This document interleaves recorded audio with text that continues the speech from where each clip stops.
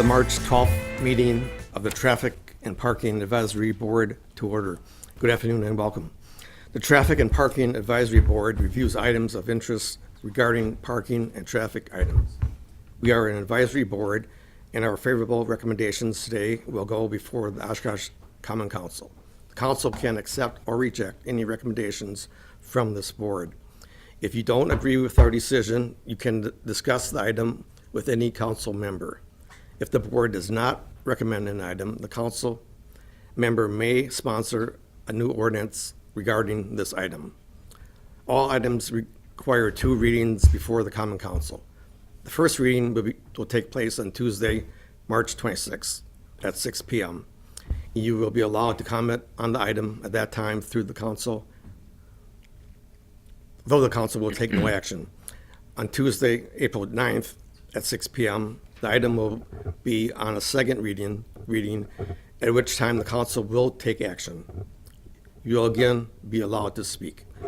For this afternoon's meeting, I will read each agenda item, at which time if you'd like to speak, please step up to the podium and give your name and address. I do ask that you keep your comments pertinent to the agenda item. The item will then come back to the board for discussion and action. So I'll take roll. Herman? Here. Szynski? Here. Staple? Here. Weinschneider? Here. Becker? Absent. Christensen? Absent. Haas? Here. Next is approval of minutes. Move approval. I'll second it. Okay.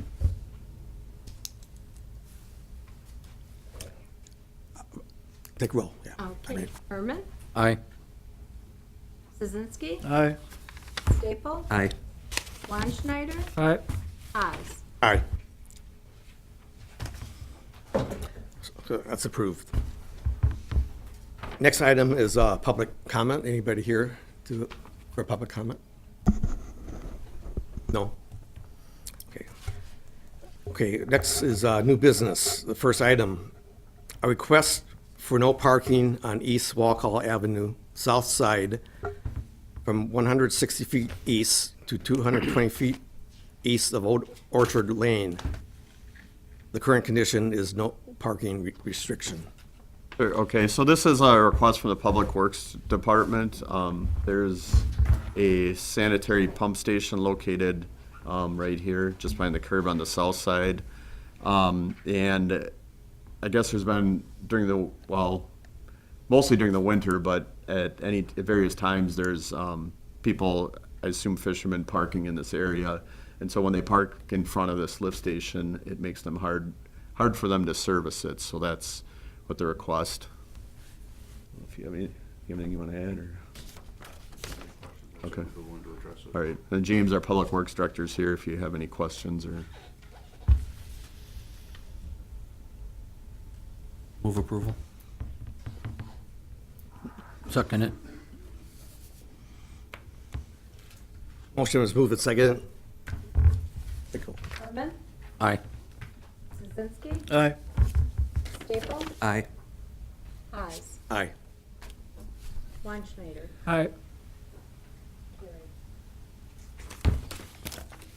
Next item is a presentation of the East Central Wisconsin Regional Crash Analysis Application by Mike, the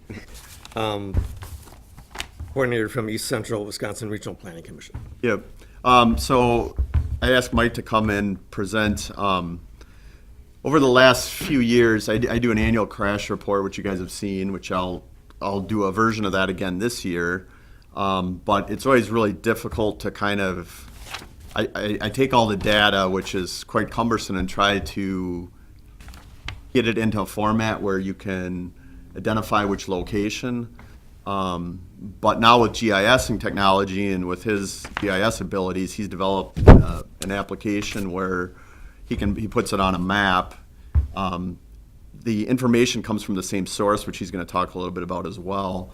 But I think this is a good source of information. He can show you what's out there and some of the tools. And then also, well, I think for Lieutenant Harris is here for PD, it's something good that they may be able to use as well. So he's going to show us kind of what's out there on the East Central website that's available publicly. And then at next month's meeting, I'm going to have somebody come from the Wisconsin DOT and talk about their community maps program, which is somewhat similar. I think Mike's is a little more detailed. But anyway, it's just a couple tools that are out there. And what I'm looking to do then is I'll use those tools when I do the annual crash report. It helps make it a lot easier. And it also, it'll help too to give you some visuals to see where there are trends and where there maybe some areas we could look at. So I'll turn it over to Mike. Can't get the most. Yes, my name is Mike Zeek. I'm GS coordinator at East Central Wisconsin Regional Planning Commission. I'm not sure how many people have heard of East Central, so I'll kind of give a brief introduction. We are a 10-county region planning area. We are state mandated. We've been around since, 40-some years now. I'm not sure exactly. We dabble in a lot of different planning areas. Our primary one, our main focus is transportation planning. In our region, we have 3 MPOs, which is a Metropolitan Planning Organization, that once your population gets over 50,000 people, you are MPO status, which derives more funding from the states and federal governments. Appleton area is the TMA now. I think that's once you get over 200,000, 250,000, I'm not sure the threshold, you become a TMA, so there's more regulations and more funding available, so a lot of rigmarole. But anyways, the transportation planning, one part that I do is the crash maps and kind of getting into it right now. I'm going to probably be jumping around a lot. I see the PowerPoint is here, and I don't know if I can get back and forth with it. I know it's on the screen there. But just a background for the TOPS lab. This is where we pull our data from. I don't know if anybody's real familiar with it, so I just kind of wanted to give you a background that this is the Traffic Operations and Safety Laboratory. This is based down in Madison. I mean, there's a lot of text on there. You can go ahead and read it. Basically, what happens is, correct me if I'm wrong, the police have the crash reports, and I don't know if it's every day you send it down to Madison or if you bundle them up. I'm not sure. Positive, but I think they have the capability of daily. Right. I'm not sure how that workflow goes, but it all gets down to Madison for anything that's a reportable crash. And I believe that's the next slide is what is a reportable crash? A reportable crash is anything that results in injury or death or damage to government property of over $1,000 or $200 or total damage over $1,000. So once you have a crash report, that, like I said, that gets bundled down to Madison, and it's housed within the University of Wisconsin, Madison. So all this gets compiled, and they release it monthly. As you'll see in the TOPS lab, there's a little bit difference, and that's where the community maps kind of comes in, and that's a public view. So here's an example of the TOPS lab. This is their transportal system. Like I said, I'll show this in the next slides or two, just so I can hop out of PowerPoint. To get access at the crash reports that I am privy to, you have to have a named login user and password. You can just contact them and they will set you up. But for the community maps, you do not have to have a named user and password. So again, here's the community maps, and I apologize, I was going to kind of go in between them, but I'm sitting down here right now. The crash map data query tool is a little bit different than the community maps in that you are privy to basically everything that's in an accident report. And there's a lot. There's a lot of great information in the accident report. Lots of attributes. And one of those attributes is you got XY coordinates, the lat long. From what I've been told, the police, when they go to a crash report or a crash scene, try to get their car as close as possible. Is that? And if not, when you do your crash report, you can manually move it save over. numbers, yep. Yes. So the lat long coordinates should be pretty accurate. Once they have all this data, I've created this model to compile all this data, because it's a lot, and into a model, and then convert it to a more user-friendly that the end users, such as people right here, can use. Here's an example of a model that is in the background process that I'm running. Each yellow box is a separate tool that I'm running, and you just string these all along, and there's 83 of them. So it takes a little bit of time to set this up and run, but once you got set up and run, it's great. And in that box, I know it's hard to read, but some of the processing in there is just converting different names. Here's what the online crash database looks like, and I'll get to this more. I'm just going to close out of here, and I'll show you this. There's some other data, and that's my name. But let me exit out of here.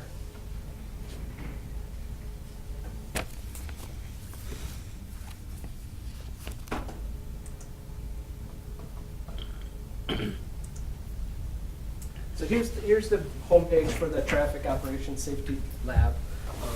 That's what you'll see to get in, and you just gotta, like I said, contact them. You can get a name and password, and you'll have access to some of their areas in here. Community maps, Jim mentioned that you're gonna have somebody from the state kind of talk about this, so I won't talk about too much. But this is open to the public, so anybody can hop on here.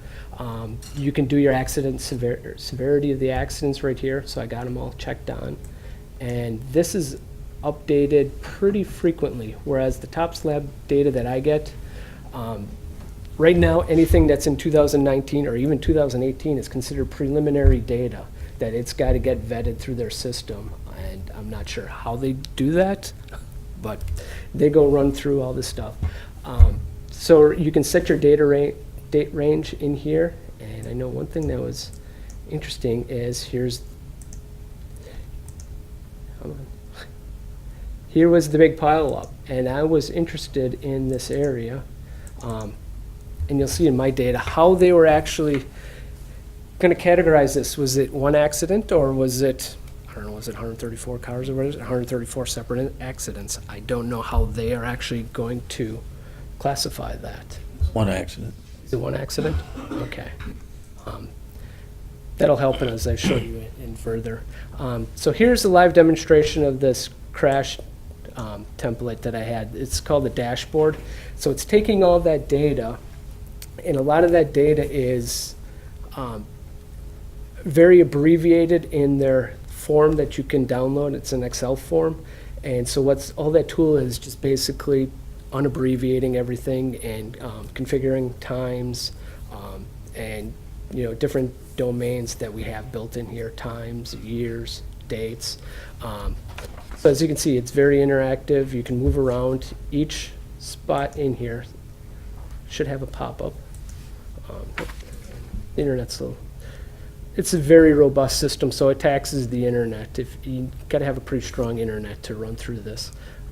So here's just the details of this particular accident here. You can see some of the data that it's taking. It's got the accident number, the date, accident type, location, accident severity, number of vehicles, the manner of collision, location on the roadway, road conditions, weather conditions, injuries again, the first vehicle, if there's two or multiple vehicles, it'll take all that in. On the left side, I built in these little toggles. So if you're just interested in ped and bicycle crashes, now all those just pop up, and you can zoom in. So you can see, I believe this is ped. So a person walking got hit here. And is this publicly available? This is publicly On the available. central website, correct? I can show you at the end how to access this. But inside our department, we have a safe routes to school, and we have a bike and ped coordinator. So they wanted this information, so kind of built it towards them. Other severities here, you can see that it's got total 15 crashes on the screen, and it kind of shows the, by day, by month, the year, and time of the day. And here's the accident severity, and these will all should update when it gets up in here. So if there would be a fatality in here, it will pop there. So if you're interested in clicking all these on here with the fatal, bike, and so right here we've got 2 fatalities. And this is going for the last 5 years, from 2014 to 2018. And once again, you can get access at the details in here. But, I mean, they've got so many attributes that you can get in here. Let's uncheck some of these to make them come through again.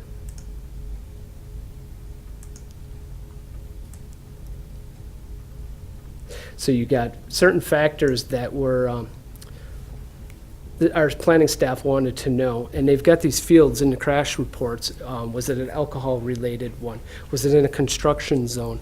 And just in the last couple of years, they added a lot more. Cell phone, roundabout, I think was it drug-related? I mean, it's quite a list of attribute data they collect. And you can define by highway name, street name, again, accident type. So you've got all these accident types. If you just want to know where all the deer crashes were, there you are. These are all deer-related accidents. My only complaint about this, and I know there's nothing we can do about it, you'll see that all of a sudden, like the 12 a.m., it really stands out. And you can investigate this a little more by clicking on the button. What happens is in the crash reports, I believe the default is 12 o'clock. So if they don't know what time the accident is, that automatically gets populated to 12 o'clock. So you can see how it skews the data in here, that it seems like don't travel at 12 o'clock, but that's not true. Yeah, and I mean, like anything else, it's as good as the input. And I know that, you know, it's gotten better, but now that they're doing that automatic, they're actually using the GPS, I guess, the officers to plot the crashes. It's gotten a lot more accurate as the years have went on. It just keeps getting better and better. I know that there were some issues with the officers weren't using it 100%, but I think it's gotten a lot better. So because that data then automatically goes from our officers, the state will pick it up generally like the next day, and if they use their computer to log it, then that latitude and longitude is pretty accurate, and then consequently the maps are pretty accurate. But if they do it manually or some other way, it's not quite as accurate. The other thing that helps with the way Mike's doing this with the latitude and longitude is, like I said, in the past when I did this, I would try to, you know, and my predecessors would try to take a crash and get it affiliated with the closest intersection, but that doesn't mean it necessarily happened at the intersection, whereas this you can tell exactly where it was. So this is a little more accurate that way. You can also look at the attributes here and select certain municipalities. So you can select it by location. So right here, it's just focusing on the city of Oshkosh when it comes up. So it's trying to draw 5,528 points right there, and that's them in a nutshell. And there's a couple buttons up here that you can select. So if you want to see aerial imagery underneath, you just go here and select it, and now you can zoom in and you can get a better understanding of where it was.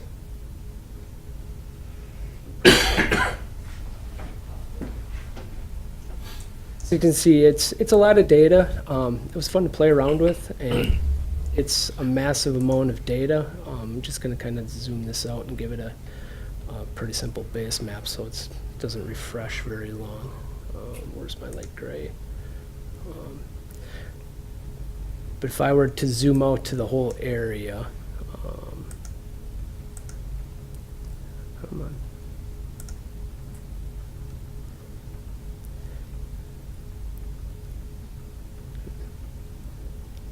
I believe there's roughly 65,000 or 66,000 accidents that it will eventually try to draw.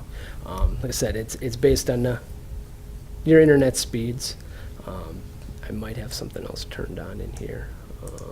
The city probably.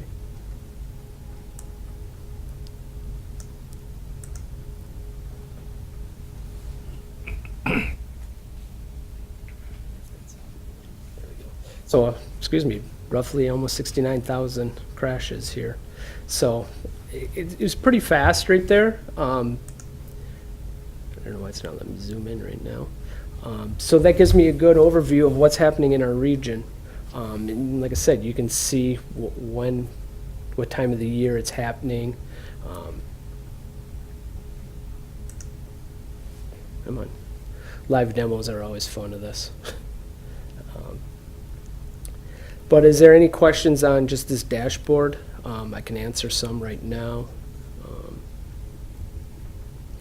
Again, if you had the year, once it pops up, you can expand that so you can see how the crashes are going throughout the year. Yeah, I think this, and I know the county has a safety committee, so they look at some of this stuff as well. And then obviously, I think it'll be helpful for the police department as well, because, they get, great big thick reports with some of this data, and, obviously it's hard to sift through it all. But if you have something like this where you can easily, identify trends, that obviously helps you focus your attention a little bit more. And that's what, when I do my crash report, that's kind of what I'm looking for, just areas where we might be able to make a difference. And using that same data, that's how I was able to create, I think you had examples of the city of Oshkosh PDF maps. Yep.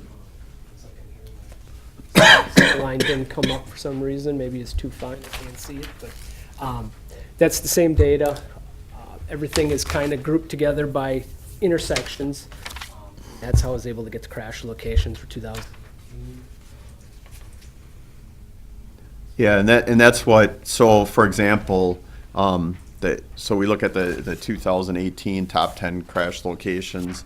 The things this doesn't take into account is it takes into account the number, but not the crash rate, which is usually something you want to look at, because obviously, locations that have more traffic, or more vehicles per hour, or however vehicles per day, you're going to probably have a higher crash rate, which is why when you look at this, the roundabouts, obviously stick out as the higher crash rates, which is expected. So that's something we have to take into account. And then Jim asked before the meeting if you could identify, by severity, which that's another thing to take into account.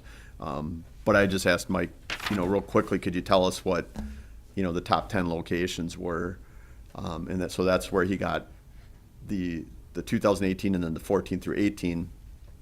So, I mean, even if you look at 18, the majority of them are roundabouts, which, we know that we're probably not going to be reconstructing the roundabouts since they're all pretty recent.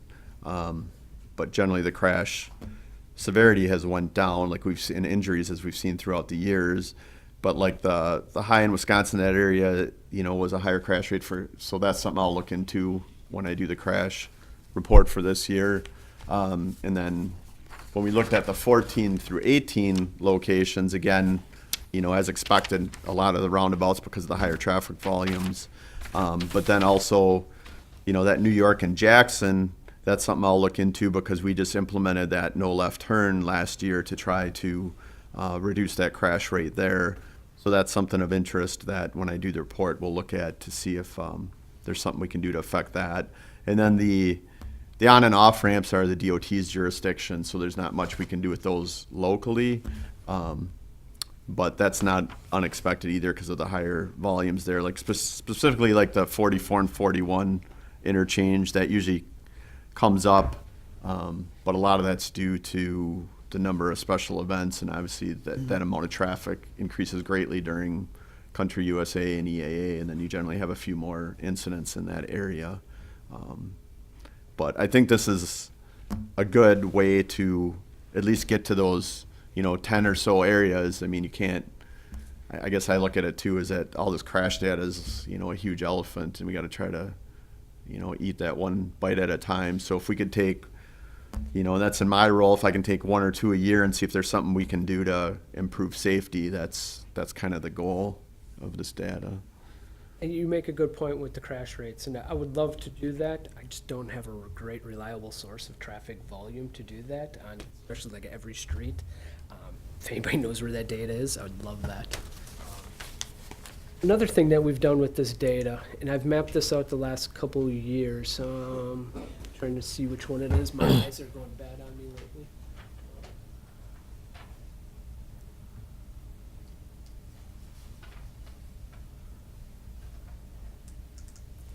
We've taken this crash data.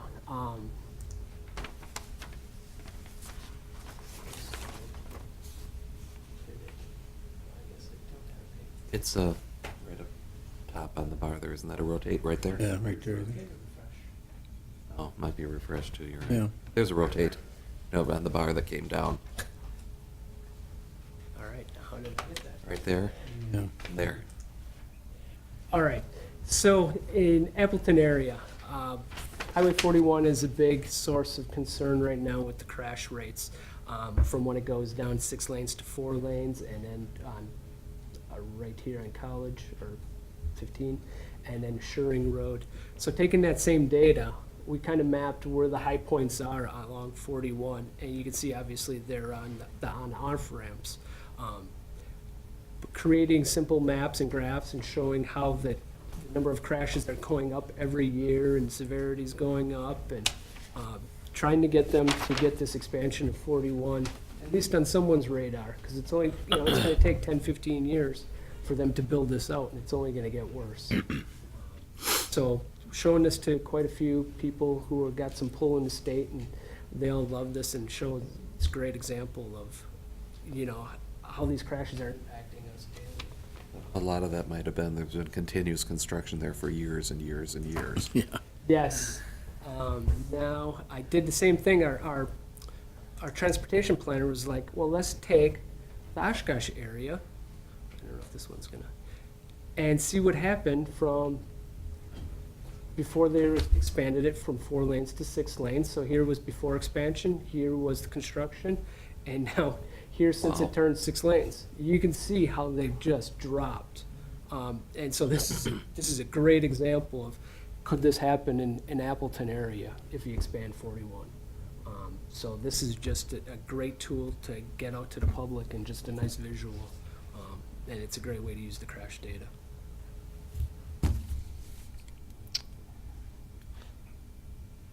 Another tool that we have on our website, and I can show our website in a second, other than crash data, is traffic count data.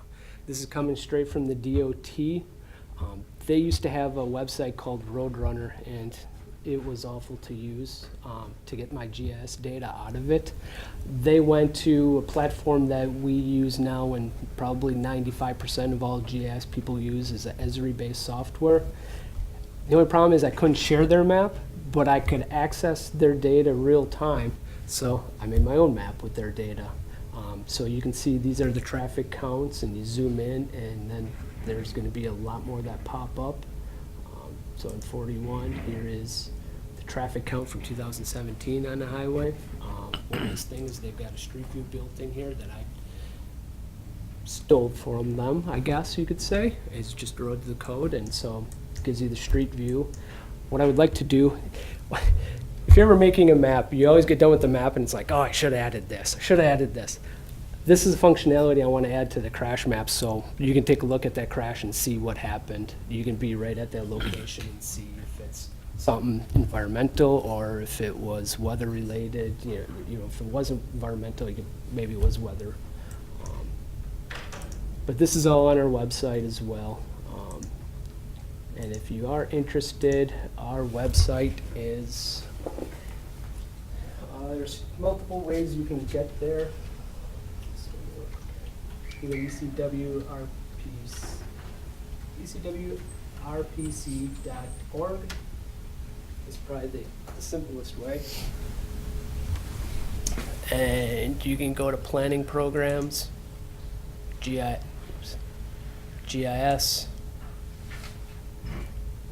and you just click on the map. There's a bunch of web maps and applications in here. This is all open to the public. I've got a severe weather app, the traffic count ones. I've got a water trail. Here's the crash dashboard. American Community Survey. And here's our traffic improvement program. I got SSA, photo tour demographic, FEMA flood hazards, historical markers, so just stuff that people have asked for, or data download, land use viewer. There's wineries, and navigational charts. Well, another one I can show you is traffic improvement program, which are called TIPS. So in the 3 MPO areas, these are all the projects that are slated in the next couple of years.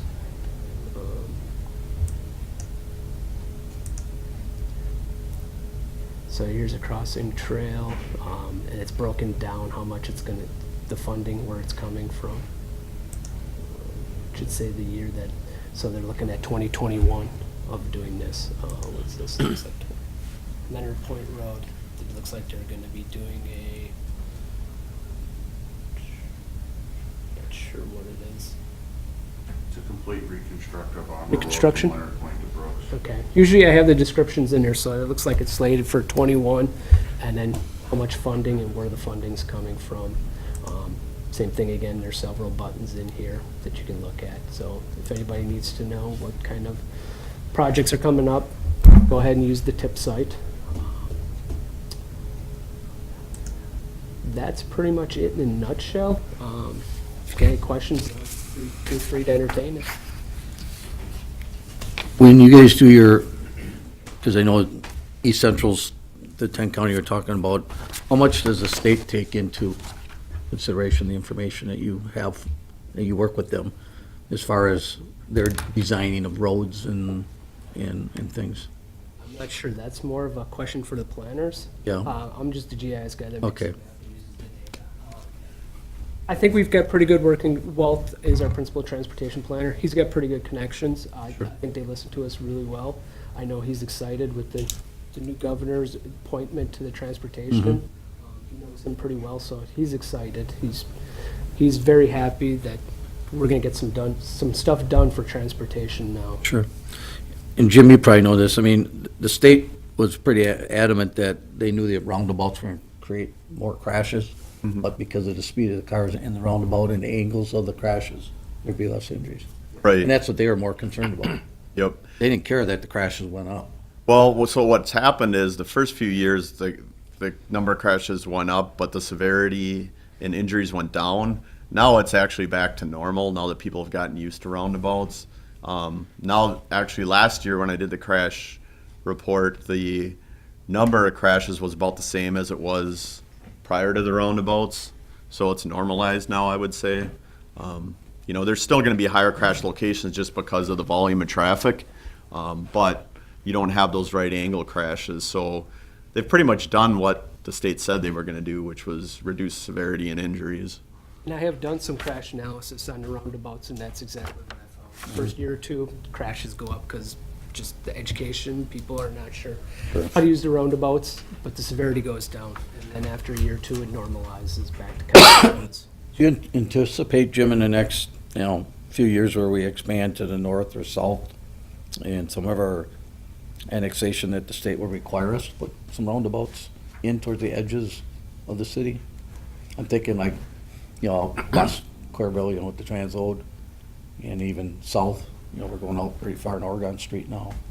Yeah, that I haven't heard anything about that. I know that, well, this isn't in the city, but I know when the state has plans to reconstruct Highway 21 west of, the city towards the town of Algoma, and they're actually looking at J-turns, not necessarily roundabouts, but J-turns, like they have them on 151 in Fond du Lac, so they're a little bit safer as far as getting on and off the road goes, but I anticipate that, as streets are reconstructed, I mean, right now roundabouts are pretty popular. I know that traffic engineering, that's one of their big tools that they've been using, so I would anticipate as streets get reconstructed, that those will be evaluated, as they go. I know in our area, I mean, I don't want to speak out of turn here, but we've got a diverging diamond that just went in. So I'm really excited to get a couple years' data and see how the crash rates have handled on the diverging diamond. I know a lot of people like it, and it's not, there's a mystique of roundabouts, how do I go through? But the diverging diamond is very simple. They've got a good public outreach to get people ahead of it.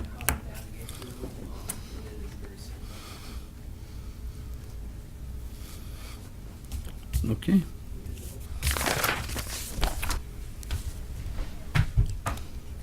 Okay, thanks, Mike. Next is staff statements.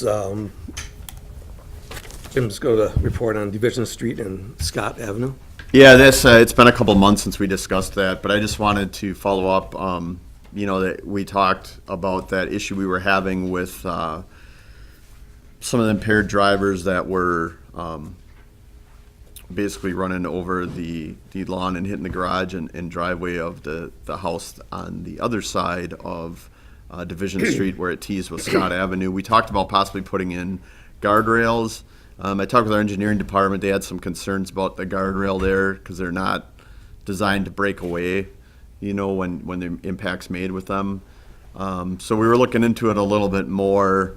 In the meanwhile, what we did is we installed the black and yellow double-arrowed sign at the end of the street, so that, a vehicle can come there, they can see that the road ends.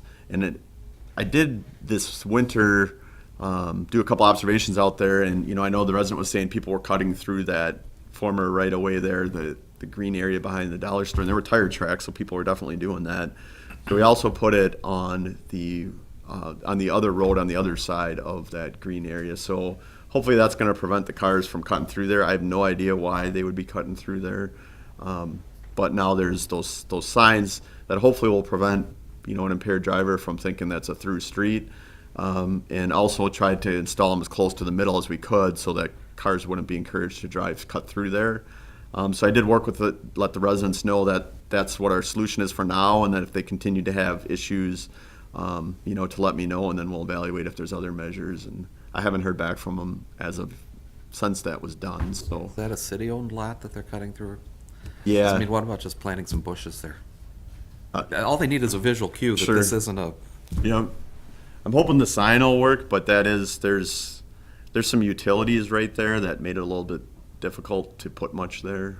I mean, even the sign we had when we did the locate it, we couldn't put it in the middle because of all the utilities that are located right in that area. Because I'm sure that with it being former right of way, that's where a lot of the utilities got buried. That's a former railroad right away going through there, so there's some utilities there. There's also a big storm sewer that runs through that runs north to south through that former railroad right of way. So there are a number of things on the north side of Scott, but we do also have city utilities running in that former railroad right of way. So that was some of the issues, that storm sewer. That's one of the issues when they located. They're like, well, we can't really put a lot in the ground just because there was so much stuff there. But hopefully this will help. And like I said, I haven't heard back from the residents since then. So we'll look into it further if we get contacted again.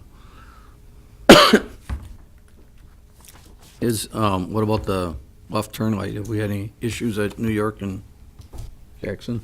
Yeah, actually, I did a little bit of preliminary analysis because I started working on the annual crash report, and it looks like the crashes are down quite a bit since we've installed that no left turn there. So it appears to be working. We only got, maybe 6 months of data, but so far it looks like it's helped. There are still some educational issues. Yeah, so there's still a lot of people.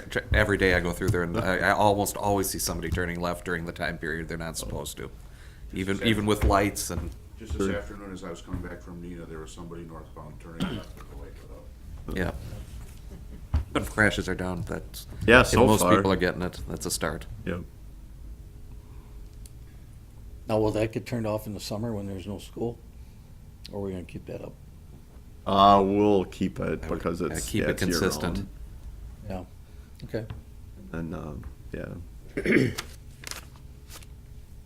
All right. Anything else, Jim? No, that's it. Does anybody have agenda items for the next meeting? I got a question about stop lines. Is there a criteria for whether they're straight across or staggered, the left?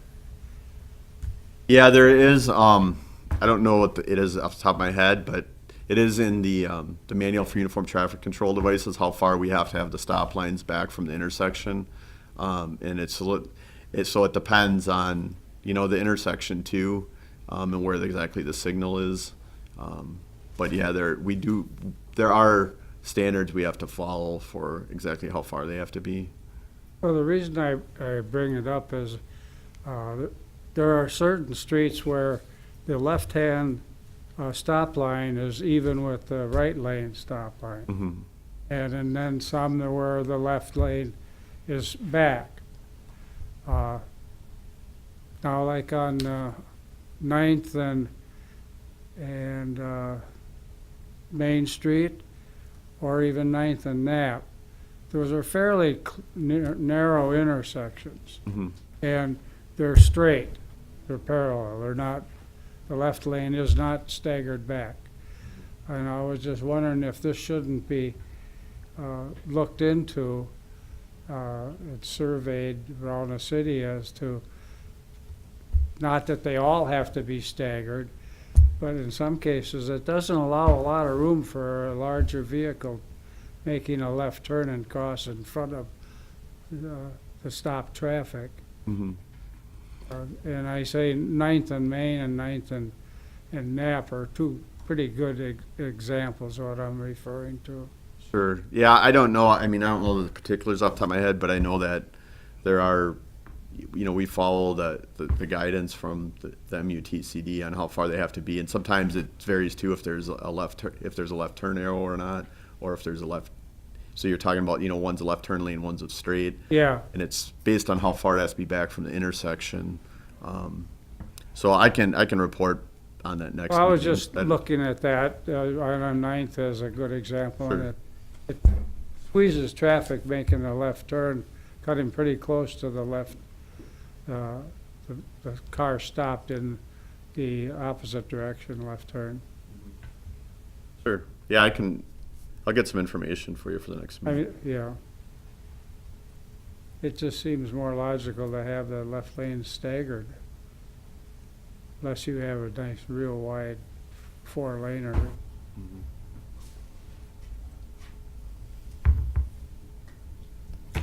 Anything else? Move we adjourn. Second. All in favor? Aye. Aye. All right. Carried.